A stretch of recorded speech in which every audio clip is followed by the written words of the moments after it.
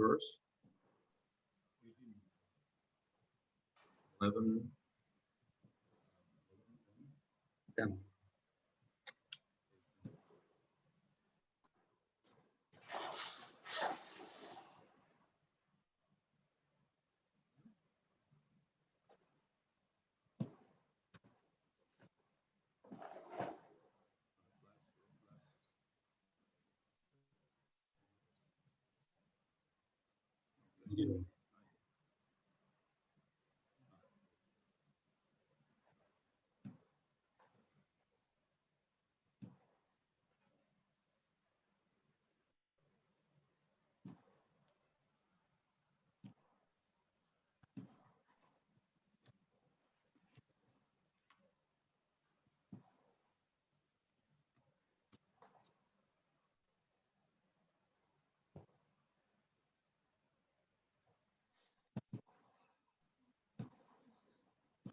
Hare Krishna.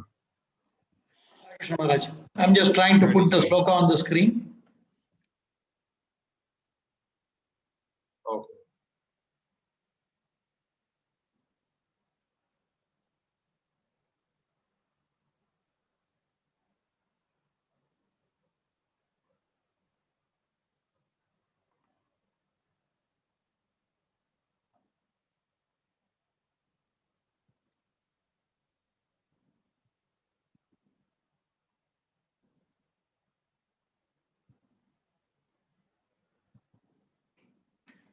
Prabhu, is this the verse? 19th one, no?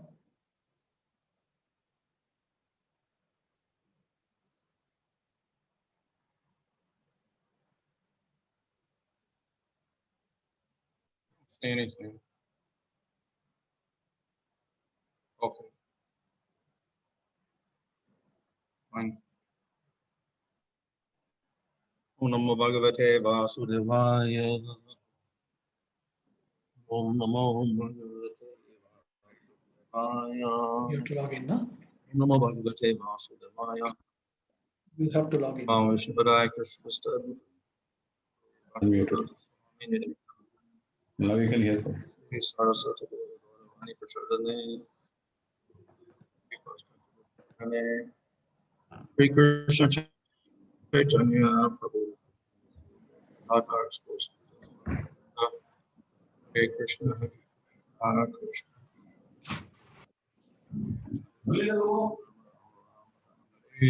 Hare Krishna. Yadi prāptiṁ vighātaṁ jānanti sukha.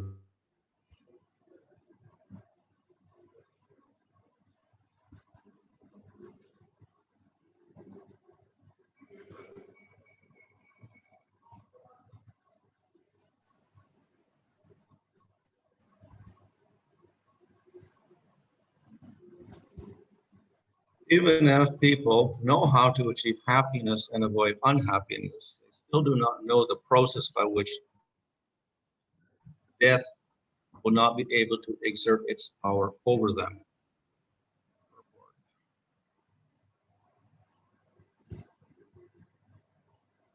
If the so-called intelligent materialists know the means of achieving happiness and destroying unhappiness, then they should deliver people from an infinite problem.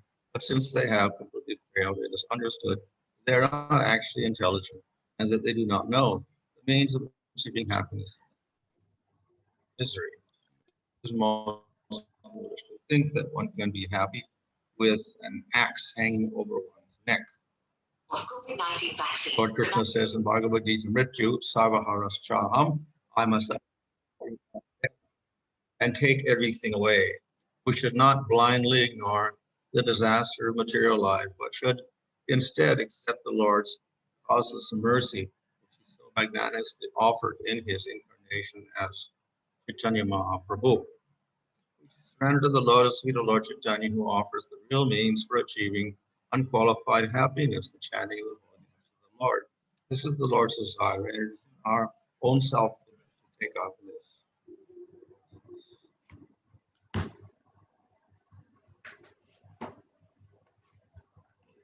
So the statement here is that even if you know how to avoid the extremes of happiness and distress. That is, we can avoid the unhappiness and get the happiness. Still, one cannot prevent death. Of course, the death itself is a cause of suffering. So technically, even if we are to avoid all happiness and get happiness in life, we have death to confront, or we cannot really be happy. Bhanu, we have the translation, Bhanu. So you கூறப்பட்டுள்ளது என்னவென்றால் உங்களுக்கு துன்பத்தை தவிர்த்து இன்பத்தை பெற தெரிந்திருந்தாலும் இறப்பு என்பதை தவிர்க்க முடியாது. Yes, Bhanu. Okay. So this, of course, is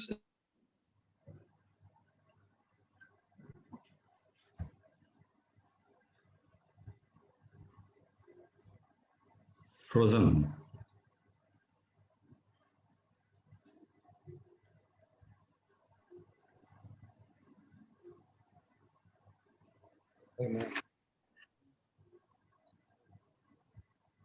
looks like it's not working properly. Yes, Bhanu, there is a disturbance, Bhanu. Yeah. So anyway, this is obvious fact. In spite of that, people ignore it. இது அனைவரும் அறிந்த உண்மையாக இருந்தாலும் மக்கள் இதை தவிர்க்கிறார்கள், உதாசீனப்படுத்துகிறார்கள். So this is a question which the yaksha asked to Yudhisthira. இது இந்த கேள்வியை தான் யக்ஷன் யுதிஷ்டிரரிடம் கேட்கின்றான். So the yaksha asked Yudhisthira, what is the most astonishing thing in this world? இந்த யக்ஷனானவன் யுதிஷ்டிரரிடம் கேட்கின்றான், மிகவும் ஆச்சரியம் தரக்கூடிய விஷயம் இந்த உலகில் என்ன? So Yudhisthira replied, the most astonishing thing is that even though people see everybody else dying, they think, I will not die. அதற்கு யுதிஷ்டிரர் கூறிய பதில் என்னவென்றால், ஆச்சரியத்துக்குரிய விஷயம் என்னவென்றால் பல மக்கள் இறப்பதை கண்டாலும் நான் இறக்க மாட்டேன் என்று மக்கள் நினைப்பது மிகவும் ஆச்சரியமானது என்றார். So this is related to the fact that we may see many things, unless we experience it ourselves, we don't really believe in them. இதிலிருந்து நாம் என்ன உண்மை அறிகிறோம் என்றால், நாம் பல விஷயங்களை கண்டு அறிந்தாலும் அதை அனுபவிக்கவில்லை என்றால் அதை ஏற்றுக்கொள்வதில்லை. So a person sees other people go to prison for stealing or cheating or whatever, but he will go out and steal anyway. ஒரு திருடனானவன் பலர் திருடுவதற்காகவும் பொய்ப்புரட்டு செய்வதற்காகவும் சிறைக்கு செல்வதை பார்த்தாலும் அவன் திருடுவதை விடுவதில்லை. Then when he goes to prison, then he realizes, oh, this was not so good because now I'm really suffering. அவன் அவ்வாறு திருடி சிறைக்கு சென்ற பிறகு உணர்கிறான், இது உகந்த இடம் அல்ல என்பதை. So seeing is not enough. We often have to experience.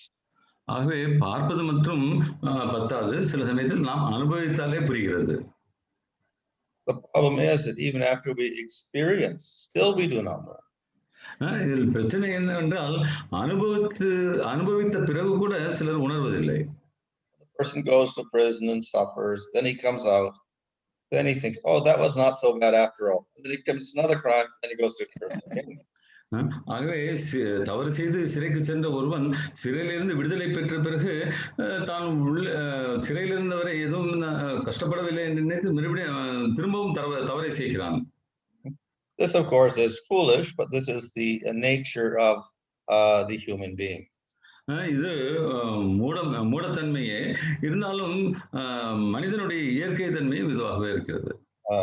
Sometimes it takes us a long time to learn something. சில சமயங்களில் சிலவற்றை கற்பதற்கு நமக்கு நீண்ட நேரம் பிடிக்கிறது. And only after many experiences then we will learn. பற்பல முறை அனுபவித்த பிறகு நாம் சில விஷயங்களில் பாடங்களை கற்கிறோம்.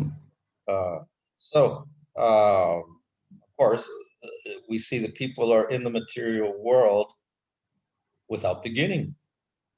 ஆகவே நாம் பார்க்கின்றோம் இந்த ஜட பிரபஞ்சத்தில் ஆரம்பமின்றி ஆதியிலிருந்து மக்கள் இருந்து கொண்டேதான் இருக்கிறார்கள். This means they've been trying to learn for a long, long time.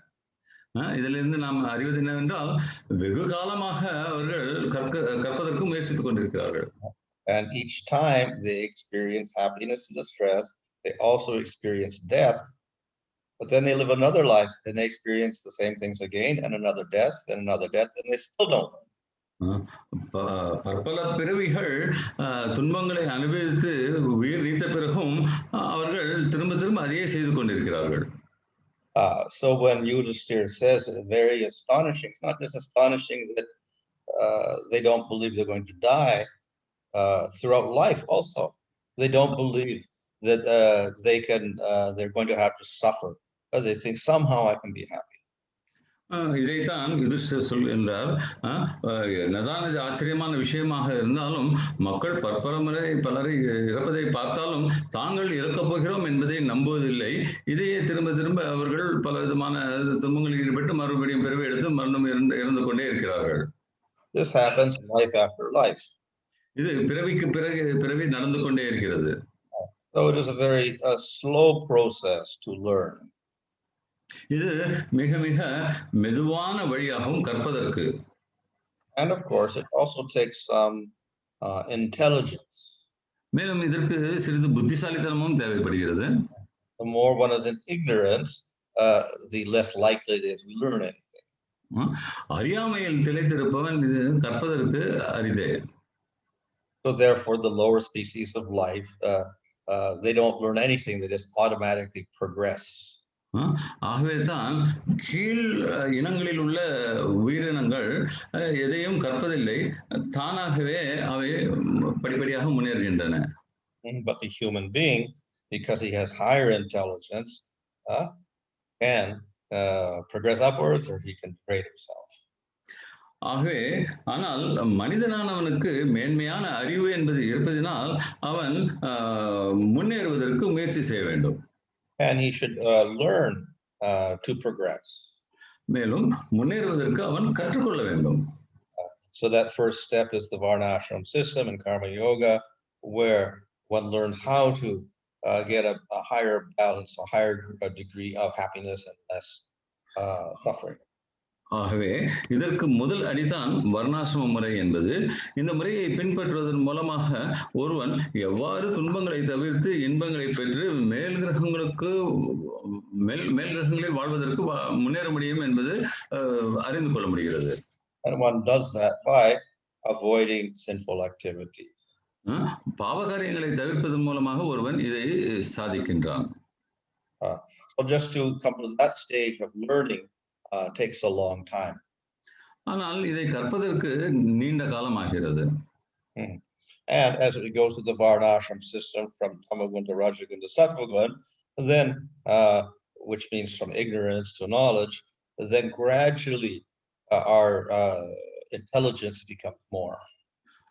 ஆகவே சமோகுணத்தில் இருந்து ரஜோகுணத்திற்கும் ரஜோகுணத்திலிருந்து சத்துவகுணத்துக்கும் அடைவதற்காக அறியாமையிலிருந்து ஒருவன் புத்திசாலித்தனத்திற்கு முன்னேற வேண்டியிருக்கிறது.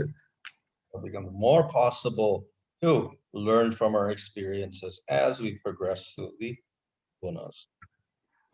நாம் இந்த குணங்களில் முன்னேற அனுபவங்களின் மூலமாக கற்பது சாத்தியமாகிறது. So this is the process, and it is very, very long. இதுவே வழிமுறையாகும், ஆனால் இது மிக மிக நீண்டது ஒரு வழிமுறை. And that is because the jiva is very attached to his enjoyment in this world. இதற்கு காரணம் என்னவென்றால் இந்த ஜட பிரபஞ்சத்தில் உள்ள இன்பங்களிடம் அதிக பற்று கொண்டுள்ளது ஜீவாத்மா. So though we have this gradual system of elevation, because the jivas are very slow learners, Krishna also makes a little exception.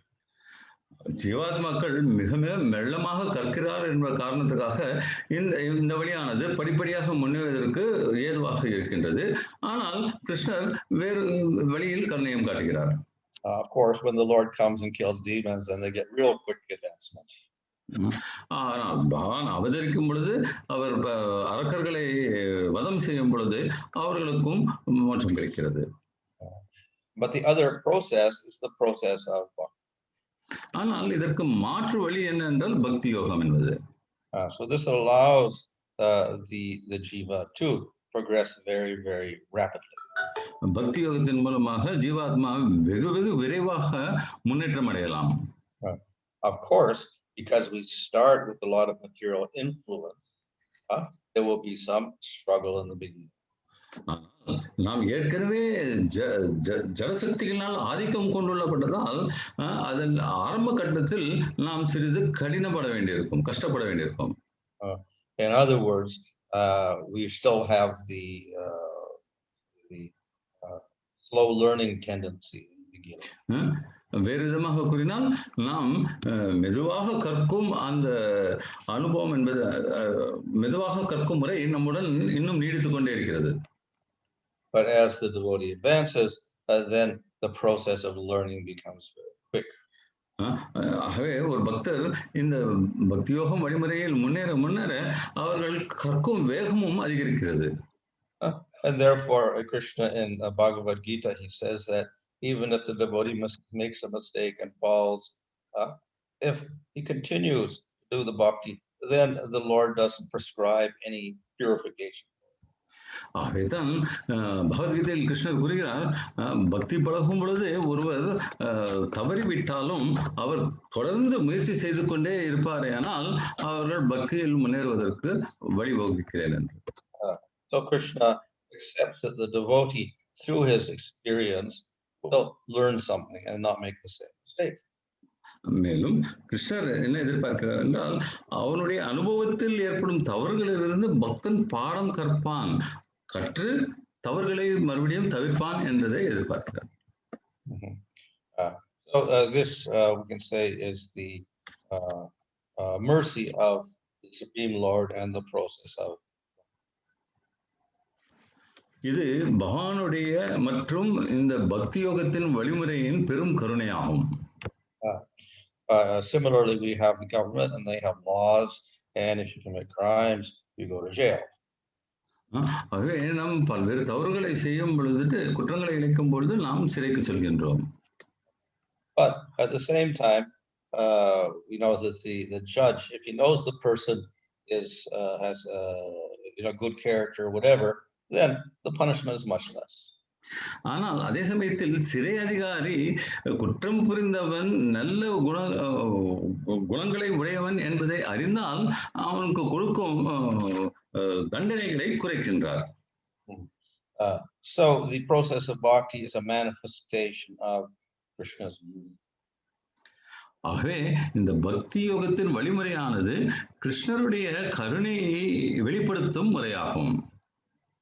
Unfortunately, some people are not qualified to accept that mercy. ஆனால் துரதிருஷ்டவசமாக பகவானுடைய இந்த கருணையை ஏற்பதற்கு சிலர் தகுதியற்றவர்களாக இருக்கிறார்கள். So in the story of the sons of Kuvera, they get cursed by Narada Muni. இந்த நலக்குவேரர்களுடைய கதையில் பார்க்கின்றோம், அவர்கள் Narada முனியினால் சபிக்கப்படுகிறார்கள். And there he states that pride and wealth is the cause of so many other faults. அங்கு நாரத முனி அவர்கள் சொல்கிறார், செல்வமும் அகம்பாவமும் பல்வேறு விதமான பிரச்சனைகளுக்கு காரணமாக அமைகின்றன என்று.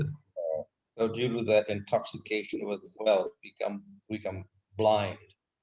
ஆகவே ஒருவர் செல்வத்தின் ஆதிக்கத்தினால் போதையில் திளைத்திருக்கும் பொழுது குருடர்களாகி விடுகிறார்கள். And we have no interest at all in anything spiritual. அவர் அத்தகையோர் ஆன்மீகத்தில் எந்த விதமான நாட்டமும் கொள்வதில்லை. And for that reason, the two sons of Kuvera, they disrespected Narada Muni. இந்த காரணத்திற்காக குபேரனுடைய இரண்டு மகன்களும் Narada முனியை அவமதித்தார்கள். So if one is covered up so much by ignorance, then one cannot appreciate bhakti or the devotee. ஆகவே அறியாமையில் ஆழ்ந்திருப்பவர்களால் பக்தி யோகத்தையோ அல்லது பக்தர்களையோ அடையாளம் காண முடியாது. Nevertheless, we also see that there is a remedy. எப்படி இருப்பினும் இதற்கு ஒரு பிராயச்சித்தமும் உண்டு. So Narada Muni says, well, if we take away the wealth, then they will lose their pride. ஆகவே நாரதமுனி அவர்கள் என்ன சொல்கிறார் என்றால், அந்த செல்வத்தை அவர்களிடம் எடுத்து விட்டால் அந்த கர்வம் என்பதை அவர்கள் இழந்து விடுகிறார்கள். And when they have no wealth and they start suffering, then they understand how everybody else is suffering. ஆகவே செல்வம் இல்லாமல் துன்பப்படும் பொழுது மற்றவர்கள் எவ்வாறு துன்பப்படுகிறார்கள் என்பதை அவர்களால் உணர முடிகிறது. And therefore they give up violence to other living entities. இதன் காரணமாக மற்ற உயிரினங்களிடம் வன்முறை மேற்கொள்வதை கைவிடுகிறார்கள். So therefore the solution for people who are proud of their wealth is to take all their wealth away.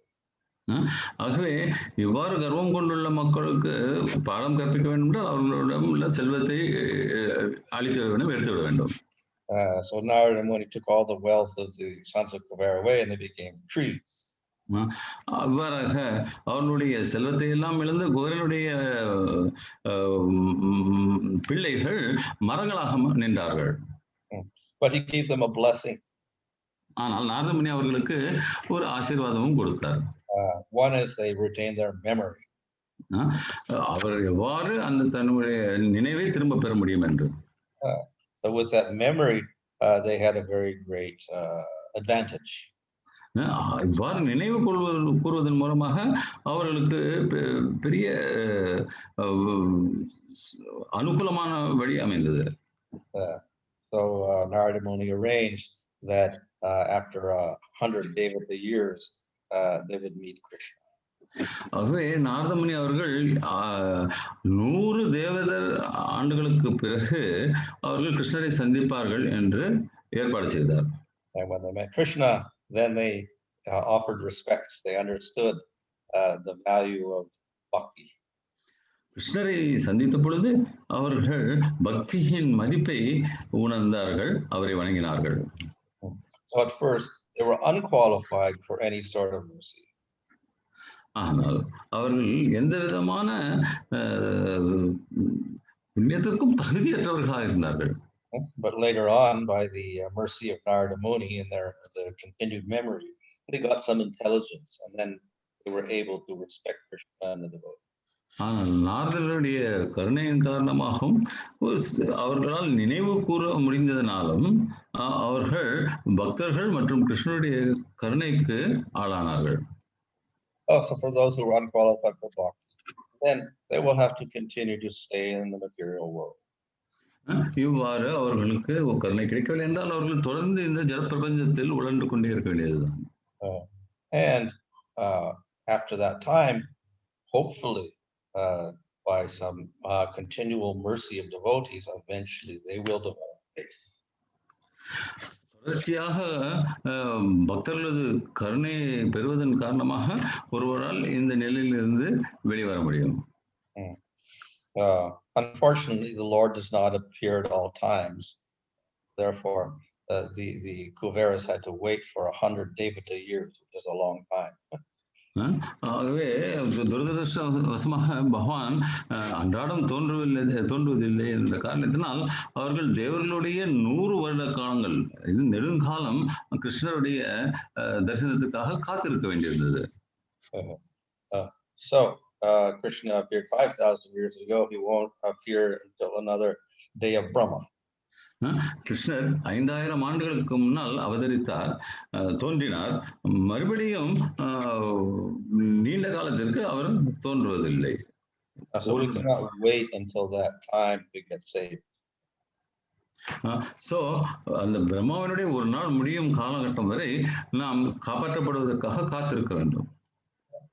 So Krishna provides another way. ஆனால் கிருஷ்ணர் மாற்று வழியையும் கொடுக்கின்றார். Besides taking away people's wealth, the other way is association with devotees. அனைத்து செல்வங்களையும் எடுத்து விடுவதை விட பக்தர்களுடைய சங்கத்தை அவர் கொடுக்கின்றார். By that association, those people who had pride can very quickly advance. பக்தர்களுடைய சங்கத்தின் மூலம் கர்வம் என்பதை இழந்து ஒருவர் பக்தியில் வெகு வேகமாக முன்னேற முடியும். So the Lord provides another advantage as well. பகவான் மற்றொரு அனுகூலத்தையும் கொடுக்கின்றார். And that is in Kali Yuga, Caitanya Mahāprabhu manifests nonsense. அது என்னவென்றால் கலியுகத்தில் Chaitanya மகாபாக அவதரிக்கின்றார். So this is another way in which Krishna manifests his presence. இது தன்னுடைய இருப்பை வெளிப்படுத்துவதற்கு கிருஷ்ணர் உபயோகிக்கும் மற்றொரு முறை. The devotees are considered to be the best tirtha because within them the Lord is residing. பக்தர்கள் நல்ல முறையாக கீர்த்தன் செய்கிறார்கள் என்று சொல்லும் பொழுது பகவான் அங்கு இருக்கின்றார். If we can't directly meet the Lord, at least we meet devotees. நாம் பகவானை நேரடியாக பார்க்க முடியும் என்றாலும் பக்தர்களை நாம் சந்திக்கலாம். The other way we meet Krishna is through chanting the name. கிருஷ்ணரை சந்திக்கும் மற்றொரு வழிமுறை என்னவென்றால் நாம ஜபம் என்பது.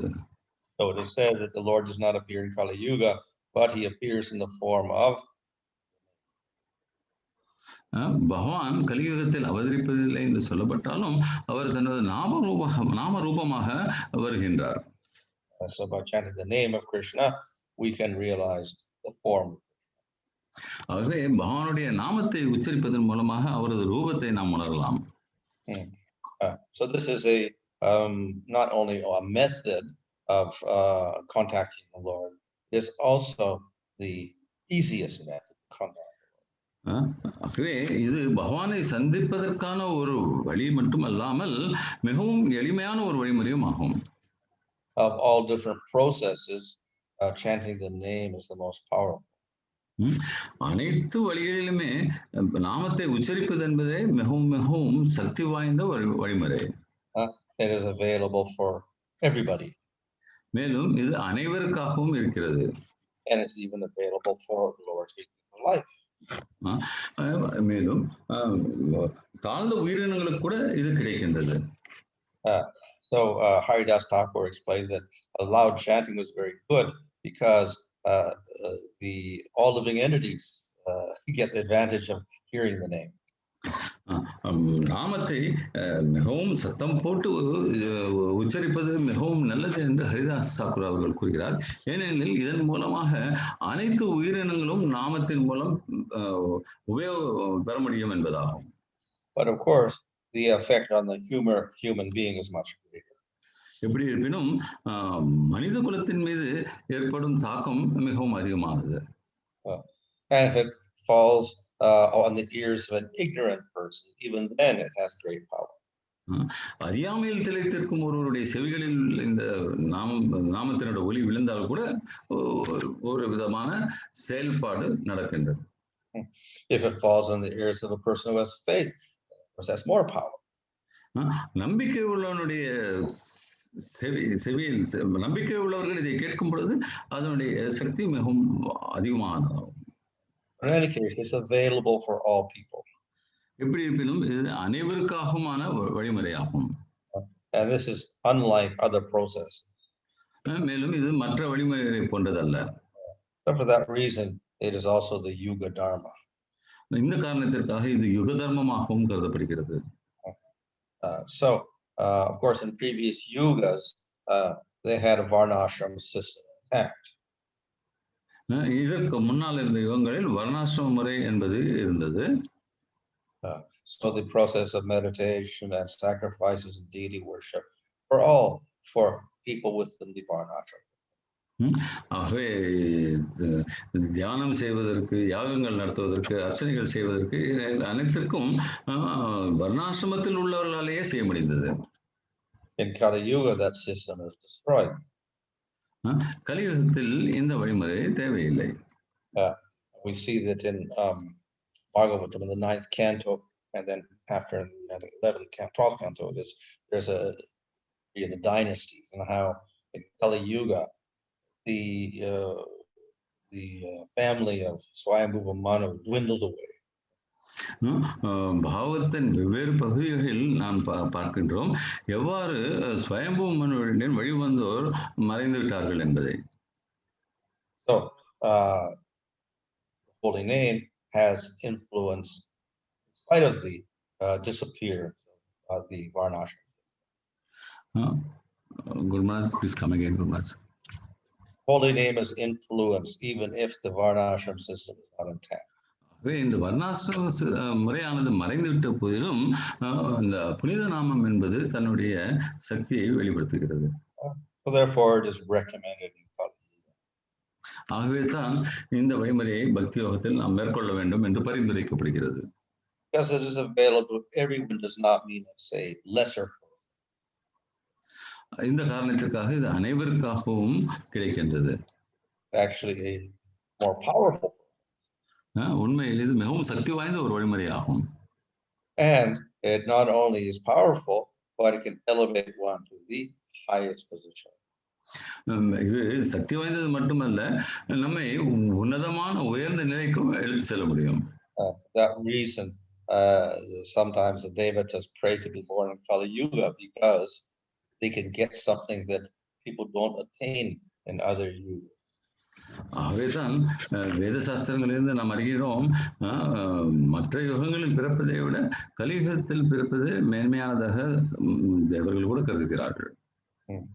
So therefore, ultimately chanting the name is the way in which you can overcome the problems mentioned in this verse. ஆகவே இந்த பதத்தில் கூறப்பட்டுள்ள பிரச்சனைகளை தீர்ப்பதற்கு கலியுக தர்மமான நாமதமே உகந்த வழியாகும். What is described here is very typical of the people in Kali-yuga. கலியுகத்துக்கு மக்களுக்கு மிகவும் உகந்ததையே இந்த பதத்தில் கூறப்பட்டுள்ளது. They have less intelligence. அவர்கள் குறைந்த புத்தியை உடையவர்களாக இருக்கிறார்கள். And therefore it's very difficult for them to escape from the suffering that they're in. இதன் காரணமாக துன்பங்களிலிருந்து விடுபடுவது அவர்களுக்கு மிகவும் கடினமான விஷயமாக இருக்கிறது. So chanting the name of Krishna not only destroys the suffering, but it takes one to the highest levels of spiritual happiness. ஆகவே கிருஷ்ணருடைய நாமங்களை உச்சரிப்பதன் மூலமாக நமது துன்பங்கள் மற்றும் அழிவதில்லை, மேலும் அது நம்மை மிகவும் மிக உன்னதமான நிலைக்கும் அழைத்து செல்கிறது. ஆன்மீக உலகில் உன்னதமான நிலைக்கு அழைத்து செல்கிறது. Hare Krishna. Hare Krishna. Thank you, Maharaj. Maharaj, you said in the case of Nalakura and Manigriva, the memory of their past sins helped them to overcome, and then of course it took a longer time. But we see Krishna also gives all the living entities forgetfulness by which they don't remember their past. So in one sense, one perspective is it's better to have the memory of the past sins so that one can correct themselves, which has been going on for millions of lifetimes, Maharaj. How to appreciate that? Well, கிருஷ்ணர் நமக்கு மறதியும் கொடுக்கின்றார். அதே சமயத்தில் பாவங்களை நாம் நினைவில் கொள்வது என்பது நம்ம திருத்திக் கொள்ள உதவுகிறது. People remember, they know their whole life and they go to prison once, they come out of prison. In spite of the memory, they don't learn anything. கலியுகத்து மக்கள் சாதாரணமாக குற்றம் செய்த பிறகு அதை வாழ்நாள் எல்லாம் நினைவு வைத்து சிறைக்கு சென்று அங்க துன்பத்தை அனுபவித்து வெளியில் வந்த பிறகும் திருந்துவதில்லை. So some people can take advantage of that, their memory, others don't. சிலர் தனது நினைவுகளை அனுகூலமாக உபயோகித்துக் கொள்கிறார்கள், அனைவரும் அவ்வாறு இருப்பதில்லை. So the arrangement according to body is in general, the previous memories are not there. இந்த ஏற்பாடானது இருந்தாலும் ஒவ்வொரு சரீரத்துக்கும் இருந்தாலும் முற்காலத்து நினைவுகள், முற்பிறவின் நினைவுகள் ஒருவருக்கு இருப்பதில்லை. The influence is still there. அதனுடைய தாக்கம் தொடர்கிறது. So one may not remember particular incidents from previous lifetimes, but nevertheless, certain impressions are there which stay with you and influence your life. ஆகவே முற்பிறவில் நடந்த விஷயங்கள் ஒருவருக்கு ஞாபகம் இல்லை என்றாலும் அதனுடைய தாக்கத்தின் மூலமாக அவர்களுக்கு சில விதமான அனுபவங்கள் ஏற்படுகின்றன. So enough of those influences are kept with you so that in this lifetime you can make some improvements. இந்த தாக்கங்கள்லாம் நம்மளுடைய இப்பிறவில் உபயோகப்படுத்தப்படுகிறது முன்னேற்றம் அடைவதற்காக. If all of the memories and everything were all available, then it would be useless. நம்மளுடைய நினைவுகள் அனைத்தும் நமக்கு இருந்தால் அது உபயோகமற்றதாகிவிடும். We would not be able to concentrate on this lifetime. நம்முடைய இப்பிறவியில் நம்மளுடைய கவனத்தை செலுத்த முடியாமல் போகலாம். We would be constantly afflicted by all the many thousands and thousands of lifetimes and experiences. ஆகவே பல்லாயிரக்கணக்கான பிறவிகளில் ஏற்பட்ட அனுபவங்களிலே நம்ம கவனத்தை செலுத்த ஆரம்பிப்போம். Maharaj, you mentioned that the chanting the holy name is the most powerful. How a sadhaka appreciate it in relation to a pure devotee's association of the Lord? What is that? Maharaj mentioned that the most powerful thing is chanting the holy name. On the other hand, we also know the association of the pure devotee is also very, very powerful. So how is it in relation or in comparison to each other? Well, the devotees, association of the devotees means ultimately give teaching. பக்தர்களுடைய சங்கமும் நாமத்தினால் ஜபம் செய்யக்கூடிய பலன்களும் எவ்வாறு ஒப்பிடப்படுகிறது? Ultimately, the teaching should they chant the holy name. I could not get it. Ultimate teaching should be to chant the holy name. பக்தர்கள் அறிவுரைகளை கொடுக்கிறார்கள். அவர்கள் உன்னதமாக கொடுக்கும் அறிவுரை நாமத்தை ஜபிப்பதே ஆகும். Maharaj, in relation to the holy name, I was just reading a verse from Chaitanya Charitamrita. It says, Lord Caitanya says this verse, Sarvakshana bala ite vidhi nahi ara. Except there is no other rules but to chant the holy name at all times. Which means, is that a rule, Maharaj? At all times one should chant the holy name? Chaitanya சரிதாமிரத்தில் நாமத்தை எப்பொழுதுமே ஜபித்துக் கொண்டிருக்க வேண்டும் என்று சொல்லப்படுகிறது. இது ஒரு விதியாக கருதப்படலாமா? Well, of course, we have other processes involved as well. பக்தியில் மற்றொரு வழிவகம் உண்டு. But we give a prominence to the chanting of the name. ஆனால் நாம உச்சாரணத்துக்கு நாம் முன்னுரிமை கொடுக்கின்றோம். For instance, though chanting is a process, we have hearing and we have deity worship. ஜபம் செய்வது பரிந்துரைக்கப்பட்டாலும் நாம் அர்ச்சா வழிபாடு செய்கின்றோம், செவிமடுக்கின்றோம். But these act as assistants in chanting. இவை ஜபம் செய்வதற்கு உதவியாக வேலை செய்கின்றன.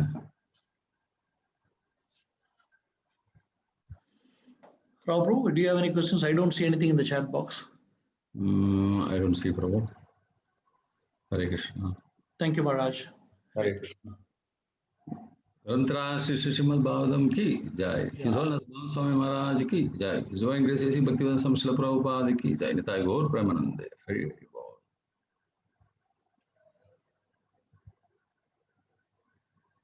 Some question has just come, but Maharaj has left already.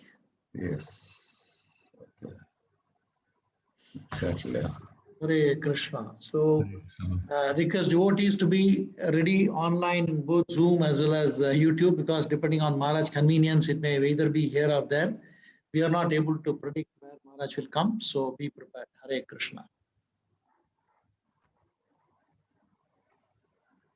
Krishna.